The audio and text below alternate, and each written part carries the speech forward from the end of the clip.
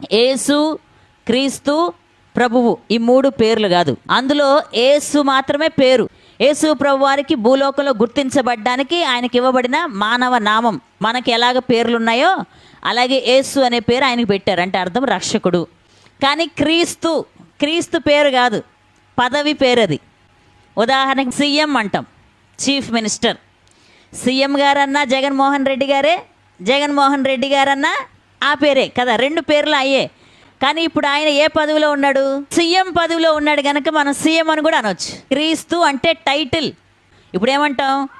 గౌరవనీయులైన ముఖ్యమంత్రి గారైన జగన్మోహన్ రెడ్డి అంటే పూర్తి పేరు కదా. అలాగే యేసు, క్రీస్తు, ప్రభువు. యేసు అనేది పేరు, క్రీస్తు అనేదేమో పదవి పేరు, టైటిల్. ప్రభువు అనేది ఆయనకి ఎప్పుడు ఇవ్వబడిందంటే మరణాన్ని జయించి తిరిగి లేచిన తర్వాత ఆయన అన్నిటికీ ప్రభువు అయిపోయాడు ఇప్పుడు.